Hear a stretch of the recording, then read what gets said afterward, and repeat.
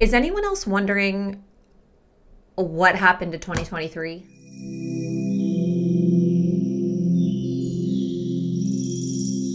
We have reached the end of the year somehow, some way. The holiday season is in full swing, and it is about to be 2024. That is just wild to me. I think right before Thanksgiving, I was at the salon getting my hair done, and my stylist asked me, "So, what are your plans for Thanksgiving?" And I was like, wait a minute, when's Thanksgiving? Oh no, Thanksgiving is next week. That's how fast time has been flying. And I suffer from something called time blindness, but I feel like the last couple of months it has been really bad. I blink and 2 weeks go by. But nevertheless, here we are. Again, holiday season in full swing. We are reaching the end of the year, about to have a fresh start in the new year. And I know this time of year, whatever it is that you celebrate, even if you don't celebrate anything, maybe comes with a little bit more stress or challenging situations than some of the other times a year. And that can be due to a lot of different things. We've got family gatherings, we've got festive outings with friends, we've got maybe after school activities, we've got shopping, holiday parties. And so I think it's important to take a moment to talk about some of the ways that we might be able to mitigate or manage some of that stress that comes with this time of year. Which actually brings me to my first tip, which is prioritize your activities. If you haven't already, this is a great opportunity to practice setting boundaries for yourself and saying no. This is actually something that is still a work in progress for myself as a self-proclaimed recovering people pleaser.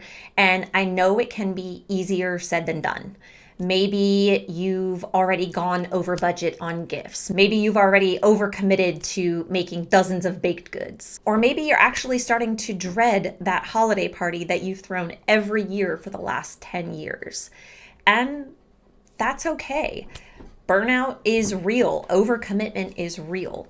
And so taking a step back and reassessing those commitments and this time of year, those traditions as well. What traditions have you been going along with that really aren't serving you anymore? What can you let go of to invite a little bit more peace into your life as we close out the rest of this year? Give yourself the time to figure out what it is that you actually value and what your intentions are this holiday season, and let the rest go. My next tip for managing stress this time of year is actually just a reminder, and that is that the holiday season is not necessarily a joyous time for everybody. If you are currently going through a difficult situation, if the last couple of weeks have been challenging, or if you anticipate challenges in the upcoming weeks, it's important to give yourself the opportunity to process your feelings and to feel your feelings. If you are dealing with the loss of a loved one, for example, take some time to remember them and reflect on the impact that they've had on your life. Even this time of year when toxic positivity may be at an all-time high, it is completely normal to feel the full range of human emotion. And if you're suffering this time of year, it is completely normal to take care of yourself, to focus on yourself, and to not want to participate in festive activities. And that is actually a great segue into my third tip, which is identify your support system. I cannot stress the importance of support enough, especially during the holiday season. Support systems are important all the time, but especially this time of year. Most people who have improved levels of well-being have identified and made use of their support systems. And support systems are going to vary from person to person. They could be anything from friends, family, colleagues, professional wellness providers, and they can even be virtual or community-based. I myself have met some of my closest friends through a video game, believe it or not.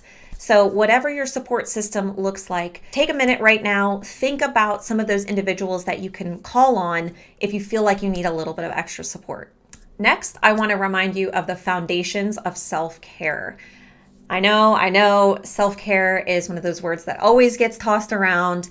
And in this case, I'm not talking about sitting on your couch and binging your favorite Netflix show or taking a bubble bath or anything like that. Being mindful of our nutrition, getting quality sleep, and physical activity are some of the things that are vital to our ability to be able to self-regulate and manage stress. And I know this time of year, it can feel like there's not enough time or energy or attention to give to these foundations of self-care. And my suggestion for that would be to think as small as possible. Things do not need to be big right now. Well, things don't need to really be big ever, especially this time of year. Small, tiny habits are going to make a big difference. For example, when we talk about physical activity, we really mean movement. Take a second and think right now, how might you be able to move your body a little bit more? Maybe you get up and walk around your house while you're on a phone call with family members, or maybe you're standing while wrapping gifts. It can be something as small as that. And again, these small changes are going to make a big difference in your ability to manage stress. And last, but certainly not least, is have a plan. As with most situations that we're faced with, having a plan is usually better than trying to wing it. In the case of stress management, having a plan means identifying in advance those things that are going to cause you stress, or identifying those challenging situations that you know are going to be coming up, and those things that recharge your batteries or help you relax. And to make this planning process just a little bit easier, I have actually created a free worksheet for you all, which can be found in a link in the description box below. And when I say free, I mean free. You will not have to enter an email address. You will not have to sign up for anything. Simply click on the link and the PDF worksheet will open up in a new window. So this worksheet is really going to serve as your stress management plan.